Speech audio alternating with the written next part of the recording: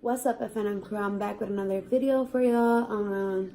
I'm actually gonna talk about my health conditions, what happened when I was hospitalized, what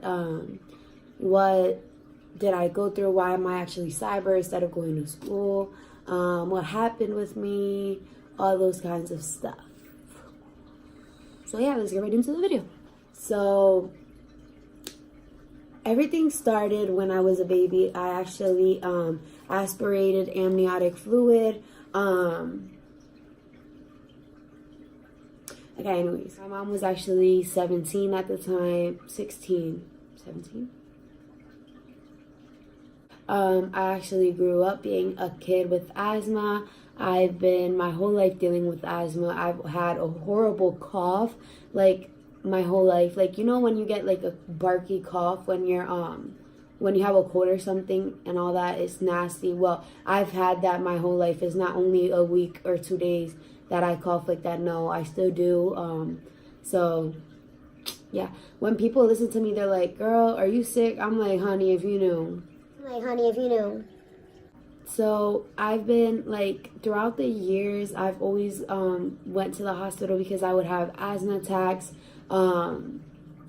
Like I would have asthma attacks, or I was short of breath, or like I just wasn't feeling good, or stuff like that.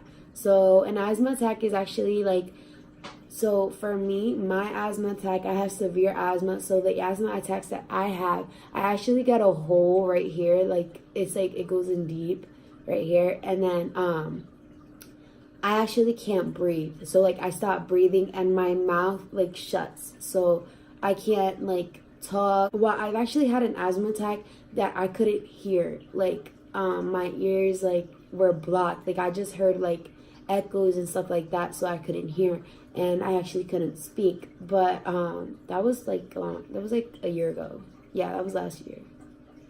Exactly around this time last year that happened.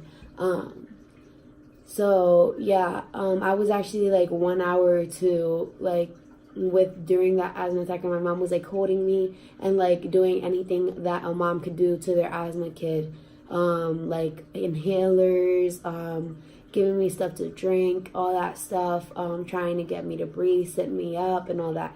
Let's get right into when I got hospitalized last year, around September.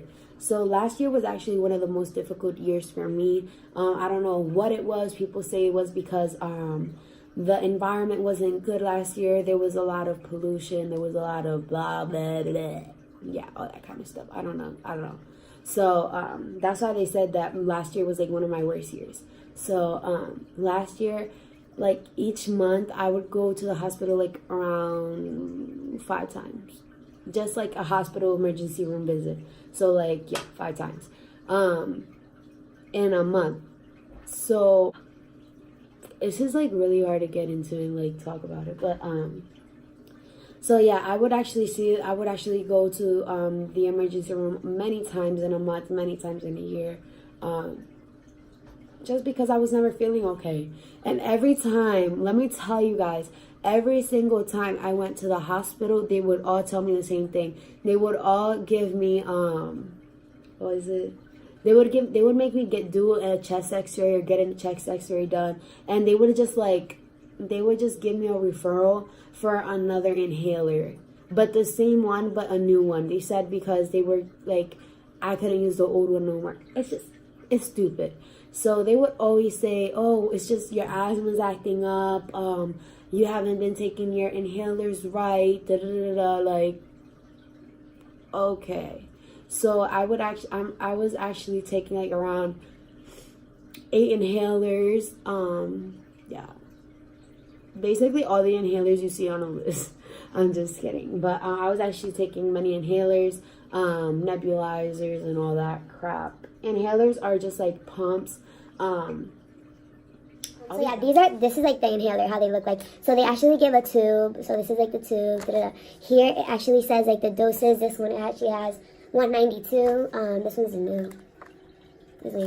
But yeah, it has 192. So this is like where it goes through. So you just put it in this way, and it's supposed to open like this, and you put your mouth on it, or if you have a spacer, which is like a tube, you connect it, and then you put this obviously in, and then you see like air comes out, and you're supposed to inhale that, and that's supposed to help you. To me, it never helps, so that's why I say that. But anyways, besides that, this one works the same thing. It's just a little bit smaller. The tube's smaller, so it's the same thing. But anyways, those are my inhalers. Well, I have more, but these are like the primary ones that like everybody uses. That's why I took them out. Like most asthma people would use these two. Mostly the blue one. The blue one is like the common one. This is actually me trying to describe how I felt the day before I did get hospitalized, which was September, and it was a Saturday, the day that I started like feeling really, really, really bad. Actually really, really red. This down here, which is my under eyes, they actually got really black. So, for me, since I'm like the extreme asthma thing, I'm like in the red zone of asthma. My mom knows that I'm getting really bad when my eyes start shutting down and my under eyes start getting black. So, but yeah, so, what was I saying?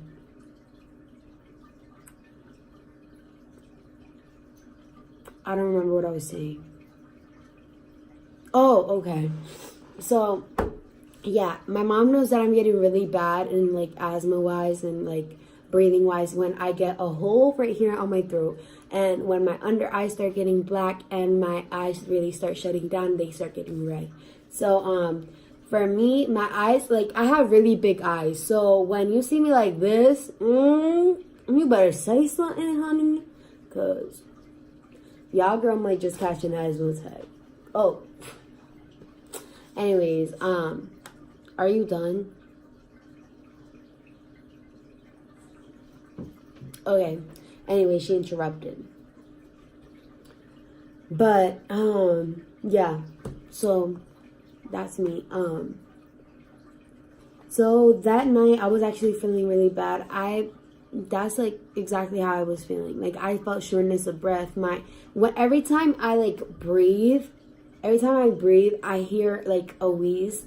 Like, I know many have that, too. But it's a really, like, strong one. So, it's a wheeze, and it's also crackles. Like my mom compares it to a truck. Like think of a garbage truck when they pass and you see like, well, when I breathe and you put your head on my back, or if you check me with your little thingamabobbers, well, you hear that. So yeah, she actually was here checking me because my mom was actually a nurse when she was younger. So she was actually texting me and she was like, girl, you sound horrible. So she kept giving me nebs of actually albuterol, which is this. But this is the inhaler. She was actually giving me the nebs, which are like the little tubes. It's a liquid. You put it in a little machine, you squeeze it, and then put it together. And you put the mask on, and then you inhale that for about 15 minutes until it runs out, which is it takes 8 to 15 minutes. So, that's what I was doing every half hour. So when I say nebs, that's what I mean.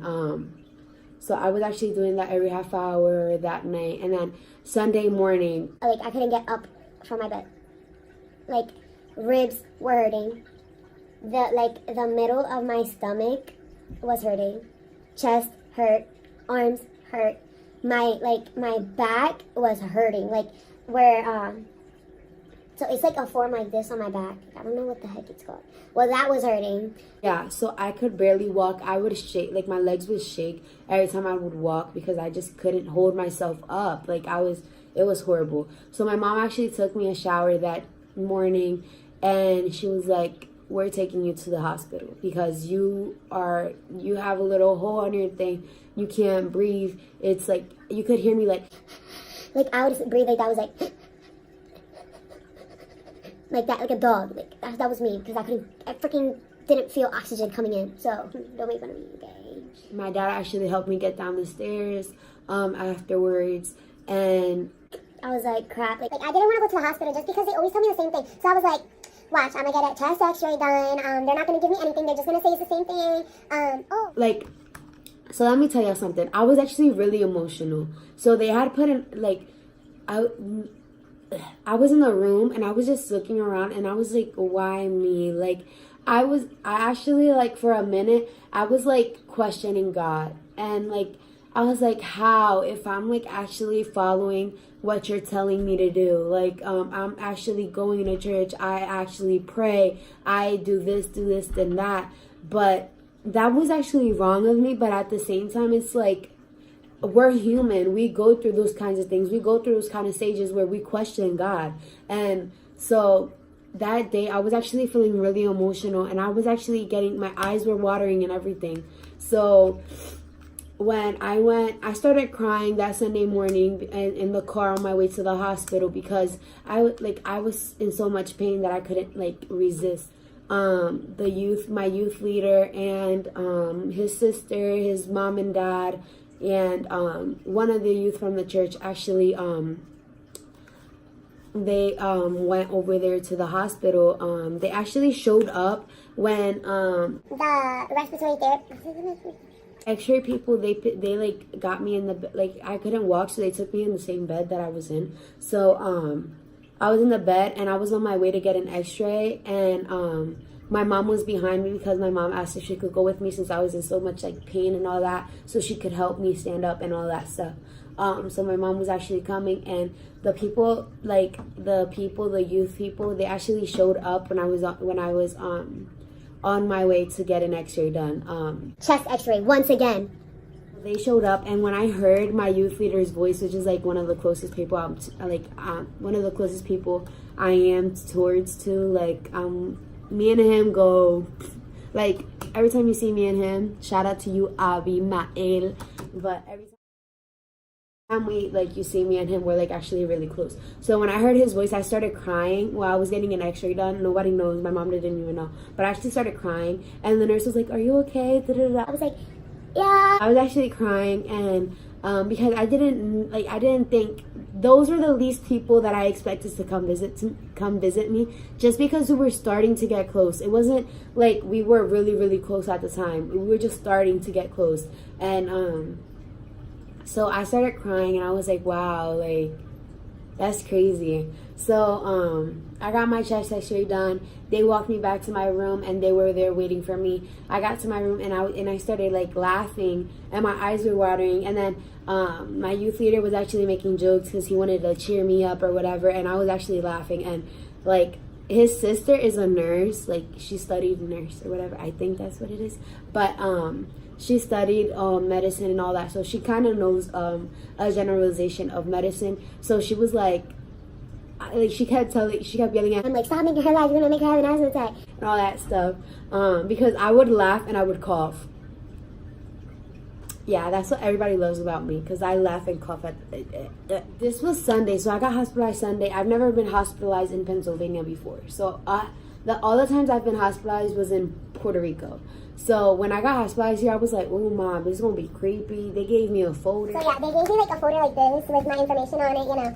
So I actually went to Wellspan Ephrata Community Hospital.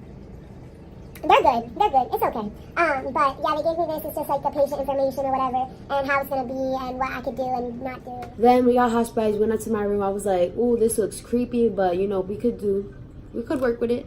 But actually, like, it was actually a cool room, because all the walls were made out of like whiteboard paint. Like it was so cool, because each nurse that would come in and attend me, they would actually like write their name on the wall. And every time, like, I actually didn't sleep like that week. Like every single day I would probably get like 2 to 3 hours a week and like sleep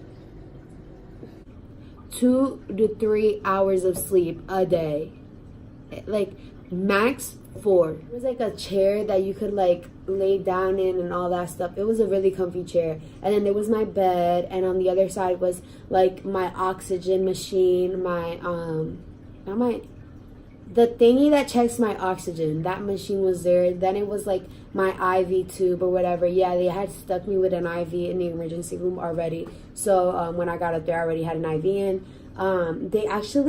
So, like, let me tell you guys something. When they actually put my IV here. I hate when they put my IV there, just because if I'm going to stay overnight, like, I can't bend my arm because it freaking hurts. So, like, I hate it when they do it there. So, the guy that actually put it there, I think he was racist or something. I'm not sure. But, he was, like, pulling me, and, like, it was, like, when he taped the IV down, he, like, moved the whole machine, and my vein, like, like got like really like, what do you call it? It got puffy, like, yeah, it got puffy, and You could actually see my vein on the outside. It was creepy, and like it upset everybody in the room because at the time the youth people were there too, and they were like, not today. He did that, but then it got like it went away. So when they like admitted me, it was like around 6 or 7, and as you know, here in Pennsylvania, since it was starting to get dark out already. It was September, late September, so it was starting to get dark already. And so I basically got admitted at nighttime, but I was the whole day in the emergency room. So I was starving. That whole week, I actually went through like a mini depression because I was actually really sad every single day, just because like every night they would give you the menu of the next day of morning, lunch, and dinner. So every night we would be like, oh, are we staying again? And they gave us the paper and they were like, you'll probably get like discharged the day after. Like that's how they would talk to us. They'd be like, oh, the day after, the day after, the day after. And I was like, I could not be in that room. First of all, we had to share a bathroom, and like nobody in that hallway. So I was like the first person that got admitted that night because like nobody was admitted. So like that whole week, we had to share a bathroom, which nobody would take a shower in because I was in the pediatrics thingy-mabobber. So like the people that were like hospitalized were like infants, toddlers and stuff like that, and they didn't take them a shower. So yeah, I was like the only one using that bathroom. They would clean it for me, so I don't complain, but I still didn't like the fact that I was sharing a bathroom because that's just dirty. And I was upset because I take like showers twice a day, and I was only allowed to take a shower once a day. So I would take a shower around like mid-afternoon, like sometimes it would be like before lunch, so 11, or sometimes it would be like around 1 after lunch. So but one day, oh, I got so mad. So I had like this one specific nurse that I always wanted to attend me. I did not like all the other nurses because I felt like they were so rude. They were just like, they didn't know what they were doing, and no, I just didn't like it. And they didn't motivate me to get better or to get out of bed. Like that nurse that I loved, which is Janita, shout out to Janita. She's like honestly the cutest nurse ever. Like she would come into my room, she would do everything. At nighttime, let me tell you, you would not feel this like woman. You would not feel her. And all the other nurses just walk in, boom, they turn on the light. At 2 o'clock in the morning, you feel horrible. And you trying to get some sleep because every like half hour, every hour, they would like respiratory therapist would come in, the doctor would come in, the nurses would come in. Like you were trying to get sleep. So like all those nurses that would walk into the room and they would like be so straight up disrespectful or straight up like annoying, like would talk too much at night, like no. So Janita, she would come in at night if she worked a night shift. She would come in, she would check my stuff. I wouldn't even feel her. Like I feel like the 2 hours that I got of sleep or the 1 hour that I got of sleep a day was because of her, because she would walk in, the light was really, really low, so you would barely feel it.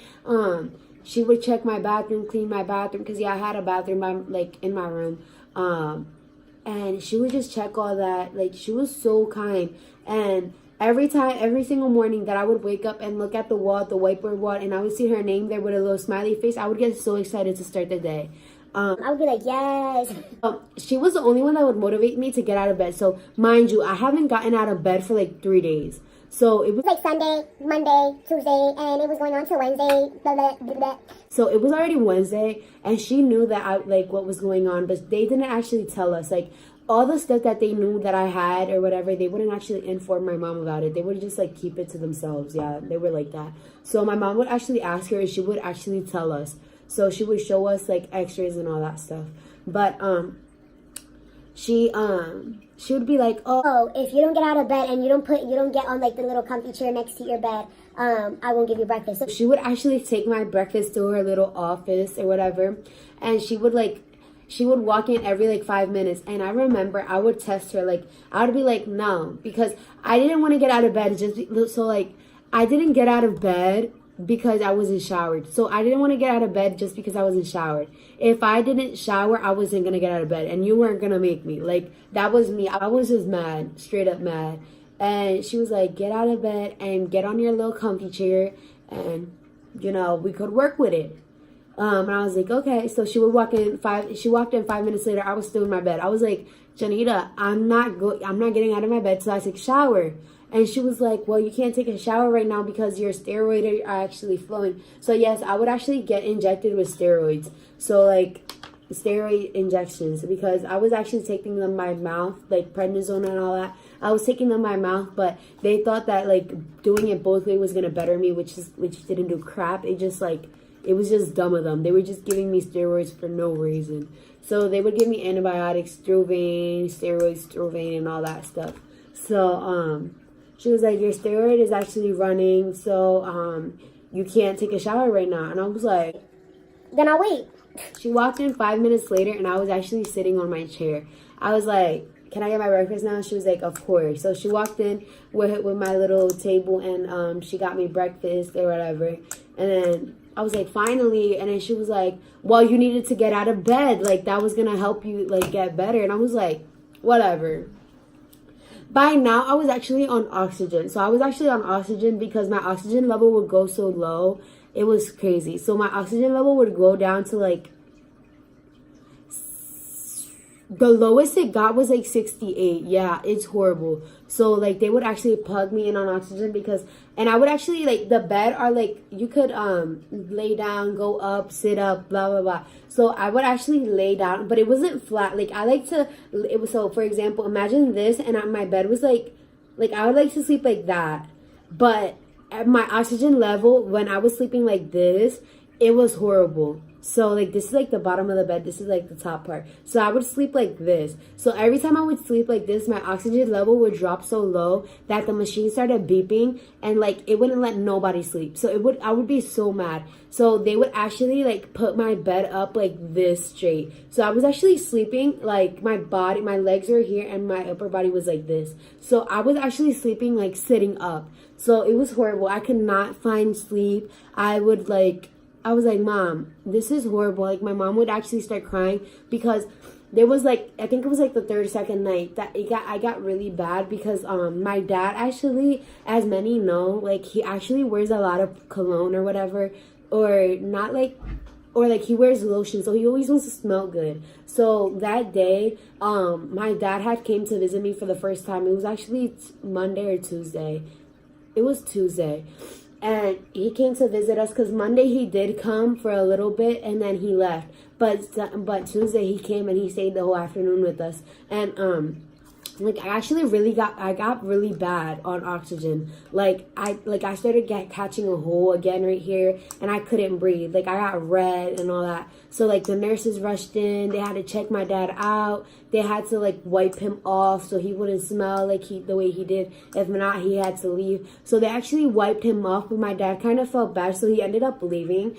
He actually got really sad. So he ended up leaving, and then it was just really bad. So that night, I did not sleep good at all. Actually, they connected me to oxygen, and it was horrible. Like, those tubes on your nose, it's horrible. You feel like they're tickling you, da-da-da-da. No, I was not having it. So I would take them off, and the machine would start, the machine basically would snitch me out. Like, it would start beep, beep, bop, boop, boop, boop, doop, doop, doop, doop. But, like, I was so mad. I was like, why? This is unnecessary. Really unnecessary. Because, first of all, nobody has time. Like, I was trying to sleep, and nobody has time to be having two, like, freaking sticks up your nose. Like, I wasn't feeling it. I was like, no. So, anyways, yeah, that night was really horrible. I actually started breaking out. Like, my face started, like, catching, like, dots on the bottom here. Anyways, I'll get to that later. But what you call it. So yeah, that night I had oxygen on. My mom didn't sleep at all. She was actually crying at nighttime. She told me about it. I couldn't hear her when she would cry or whatever, but she was actually talking on the phone trying to get like, it was like 3 o'clock in the morning, and her friend was texting her, and she was like just telling her all about it, and like my mom was just basically like talking everything out. So my mom would go to the vending machine, go back to the room, all that stuff, because she couldn't sleep. She was just scared to fall asleep and that for me to run out of oxygen or something like that. So she wouldn't sleep, and she actually didn't go to work that whole entire week. She said that she couldn't do it. Like, if she could have went to work, but instead she took that whole week on vacation. Like, she wasted all her vacations on that week. And she was like, I was like, Mom, go to work. Like, my aunt would actually stay with me in the morning, so my mom could actually go take a shower at the house, clean the house, make food, cook for my mom, my dad, and my sister. So when they got home, the food was done, the house was clean. So she would do all that, and plus she would go to the store and like buy me new PJs and all that stuff. Because I was actually like, she would actually want to cheer up my day. So she came to my room, like, it was like 1 o'clock in the afternoon. My aunt would leave, and she would come back. She helped me get through that. Honestly, I find my mom the most motivating person. Like, I wouldn't have gotten through that week without her, because to be honest, she made anything. Like, the youth that I was really close to actually showed up every single day. There would be like different youth that would show up. So one day, my one friend Ruthie, shout out to you. She actually, so I was like craving a sundae from McDonald's, and she got me a sundae. She bought me a little balloon, so it cheered up my day. I was actually happy for the rest of the day. Then the next day, like a youth from Lebanon, he came, which we were really close, because we went to Cuba together. He came with his friend, which is a youth from us. Like, it was just amazing just to have like a little time to see different people and to know that people care, you know. So I was actually really excited for that. And then every single day youth would come, so that would make my day. And that was all planned out by my mom, because I would say that I did not want to see nobody. I didn't want nobody to see me like this, because I was actually on oxygen. I was actually swollen, so my face got really swollen. Like, it's still swollen, but just imagine this, and like more like cheeks, and like this was like down here. So I was swollen because of the steroids and what I was taking. It would the medicine and stuff, the antibiotics that they would give me, they caused like swelling, they caused bipolar, like they caused me to be bipolar, they caused me to like gain weight, some caused me to lose weight. That week I actually lost weight, but I was actually getting swollen on my face. So yeah, that happened. But then it was like Saturday night. My doctor, the pediatric doctor that was actually working in that emergency room that week, she didn't know what to do with me. So she would ask my mom, like, oh, I don't know what to do with your daughter. And that would just concern my mom more, just because she's the doctor and she's telling us that she doesn't know what to do with us, you know? And we didn't know what was going on. I didn't know how I was feeling. So they would give me like neb treatments every 30 minutes or every 3 hours. They would give me percussion, which is like this machine that is a round thing, and it just like claps on my back so I could get like mucus out or whatever. And they did all that, and I was still the same. Like, oxygen level were low. They would hear me. I would still wheeze. I would still do this and that. So, yeah, it was just horrible. And, like, they actually gave me, they actually discharged me without knowing what I had. So they discharged me because they were like, oh, we don't know what to do with you. You've already been a week here. Go. Like, here, just go. And you could do this at home, or you could just find something, someplace else. And like, it's just like, they were like, oh, it's weekend time. We're going to discharge you. We don't know what to do with your daughter. Da, da, da, da. Like, that's how they were speaking. And it was like not motivating at all. So, we actually left. Actually, the next day, that was Saturday. Sunday, I went to church perfectly fine. I was still swollen. I actually did not want to go anywhere because I was swollen. I was like, I don't want nobody seeing me like this. So I went to church. It was all good. I was still recovering. So like, to church, I like to stand up on worship time and all that. I would stand up and sit down. So like, sometimes I couldn't stand up a lot, just because that week I didn't stand up a lot. I didn't walk around a lot. So I was still getting used to walking again and all that stuff. So, yeah. Afterwards, then Monday, I had like 3 appointments that day. So my mom actually took off again to take me to different appointments. Now, what they had told us is to see a pulmonologist. So they wouldn't approve a pulmonologist in Hershey. So Hershey Hospital is where I actually had my pulmonologist. But she wasn't accepting like appointments till like April. and we needed it like rush. So we actually called and like the doctor from the emergency room, my pediatric doctor there, she actually called Delaware pulmonologist, and she got in touch with my mom, and she was like, oh yeah, I know it's not a close like place, it's Delaware, but like I need to see your daughter, I'm concerned about this and that, and I want to see your daughter. So we actually went to see her, and she's like the nicest person ever. Like I've never met such a nice doctor and such a concerned doctor in my life. Like she asked questions like that we were never asked about. Like she wanted to know all the background, she wanted to know everything, and she checked me inside and out. Like she was not playing games. She wanted to know what I had. So she actually got me she did a culture test, which is like a Q-tip, a long Q-tip, and they would stick it down your throat, and you have to cough so they could get like your saliva or whatever, and they would test it to see if you actually had a bacteria. So I actually found out. So it was like 3 days later that she called us back, and she so I started, like I said, I started getting like a really bad rash down here.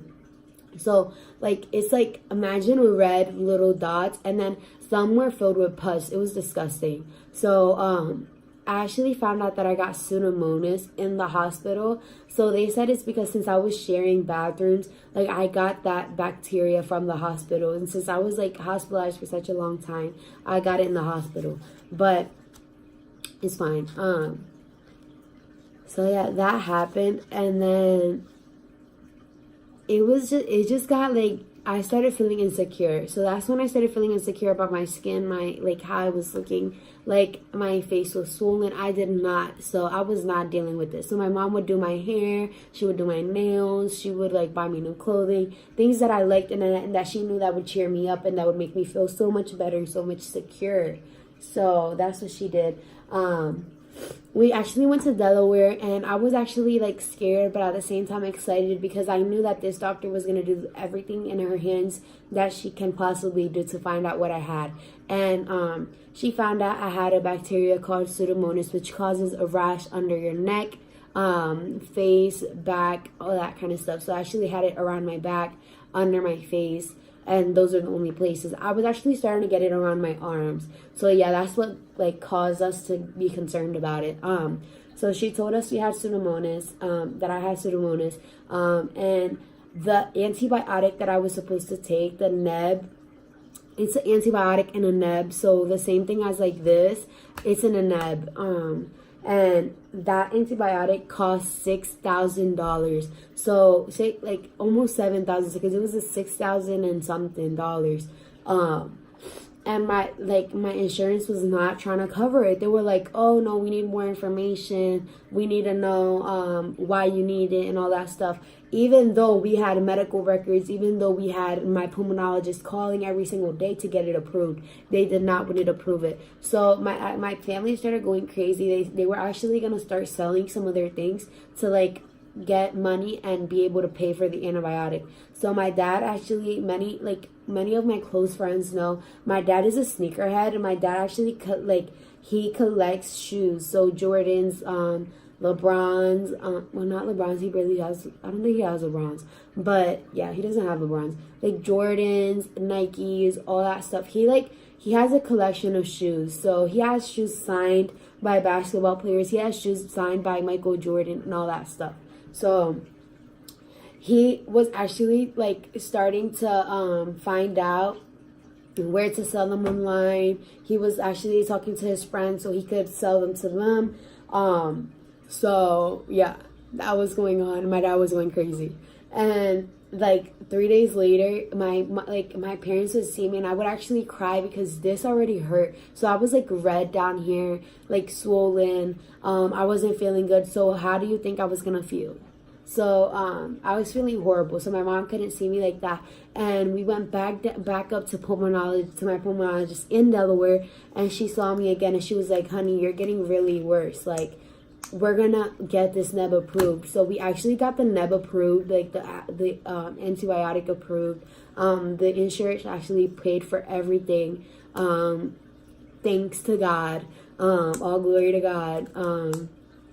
But yeah, I started taking that neb. I've gotten so much better. Like the only thing is like I got like a few breakouts right here, but that's it. I've gotten so much better ever since. And then like that happened, we went back up to pulmonologist. She got me a chest x-ray done. She also found out that I had bronchiectasis, which is like where I have all my lungs. There's like only like a 20% of my lungs that is like able to like function normally, but the rest of my lungs are filled with mucus.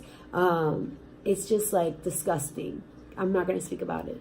But yeah, she found out that I had bronchiectasis.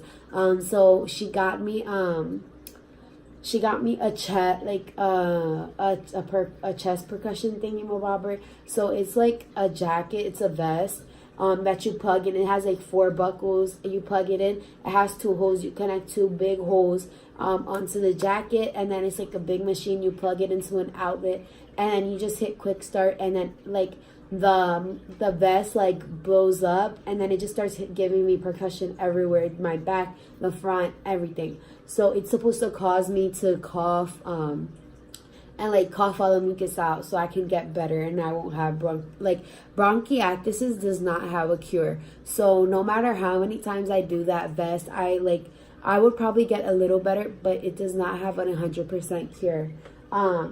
So I still do the vest because that's what they said. They said to keep doing the vest. I'm supposed to do it twice a day. Sometimes I miss it because I just don't like the feeling of it, but I do it most of the time. And yeah, so now like all we have to do, like all we like are doing now is waiting. I actually have to I have to see my pulmonologist in Delaware again, because she wants to see me and she wants to see how I'm doing. She wants to check me. But recently, like I've been having like stuffy noses. I've been getting like a cold really fast. So yeah, but I actually been gaining and losing. It's creepy. I've been gaining and losing weight, and it's for no reason because I barely eat. But like I've just been going on that up and down scale. But yeah, we just have faith in God that like He will work His, like we all know that He will work He works miracles, and like He has everything under control. So like I was actually, so as I think about it, I feel like I was hospitalized for a purpose, because that week many kids, like toddlers, children, they actually got hospitalized, and this like they were hospitalized for 1 night only, because I was actually like, I knew I wasn't gonna get discharged, but I knew they were gonna get discharged. Like I was in my room, it was 3 o'clock in the morning, and I was singing, like I was worshiping. I would actually pray for them. I would like read my Bible, and I had faith that I was gonna get out of there. But if I wasn't gonna get out of there tomorrow or the day after, I knew they were. So I was like praying for them, even though I knew I wasn't gonna leave. So that's like, my faith was tested in that week. Like my faith got tested, and like my confidence in God got tested that week, and I knew that He wasn't gonna fail me. So I just had faith in Him that He was gonna do His thing, you know, and that's what got me through that week. But now we just keep worshiping Him, you know, praising Him, because you know I'm here for a purpose, and I'm not leaving anytime soon, because He has many things planned for me and for my life and for my family. So yeah, that's my story time on the time I got hospitalized and what I have. So right now I still have bronchiectasis, because I know many are wondering if I'm okay now. So I still have bronchiectasis. I'm still like a little stuffy, but other than that, I'm fine. Like I feel so, like everybody's like, when my doctors hear me, they're like, oh my god, you sound horrible, you're horrible, da da da da da da. Like, but they see me smiling, they see me laughing, they see me taking everything as a joke, because I have faith in God, and I know that He works wonders. So like at the end of the day, all glory to God, because He has everything under control. So yeah, we just have our faith put in Him, and we're waiting on that. So soon I will be seeing my pulmonologist again in Delaware. So like my pulmonologist is like she's placed in like a really huge hospital. The hospital is Nemours Children's DuPont Hospital. It's like a huge hospital. It's like, imagine like the hospitals in the movie. That's exactly how it is, but bigger. Like, it's creepy. But yeah, now I have to see my pulmonologist again. I have to get a couple tests done, and let's see what's next. So yeah, thank you for listening. Thank you for tuning in. This has actually been like a really rough patch because my family hasn't been able to recover from it. From the week of, my dad was the only one working the week of that I got hospitalized. So we actually fell into a ditch and got tight on money and all that stuff, and we haven't been able to recover, but we're trying and we're slowly building it back up, you know. Yeah, that's my story time. Thank you guys for tuning in. Thank you guys for listening. I know this is probably like a long story time, but it's just answering all the questions you guys had, all the questions like you guys were asking me, my sister, my family, and all the concerns you guys had. So yes, I am okay. I'm actually doing cyber just because I got restricted from going to school. So now I actually do internet cafe like once or twice a week. I just started it because that's what my doctor gave me. My doctor gave me the okay to actually go at least once or twice a week so I could catch up with my teachers, counselors, and all that, so they could know I'm fine and the updates of life. So yeah, thank you guys for being concerned about me. I will be actually going to public school next school year if God permits it. So yeah, I'm not going back to school this whole entire year full time yet, but you know, we have faith that we will next year. So thank you guys for the support. Like, comment, share, and subscribe. Share this video. I know it could impact lives. It could impact like people who are going through the same thing, or if like parents that need answers for their kid of asthma or how they're feeling. Guys, watch this video because this is how most of us that have asthma feel. We feel like alone. We feel like nobody understands us, even doctors. So just like always support your kids through sickness and health. Always be there for your kids. Talk to your kids. Like, not even that, talk to your parents as well, you guys, kids that are out there. Speak to doctors, go to therapists, go to counseling, and all that stuff. But at the end of the day, like, go to God, because he's the one that has the answers for everything, and he is the only like medicine that would help us get through this. So yeah, thank you guys for watching, and we'll see you guys later. Bye.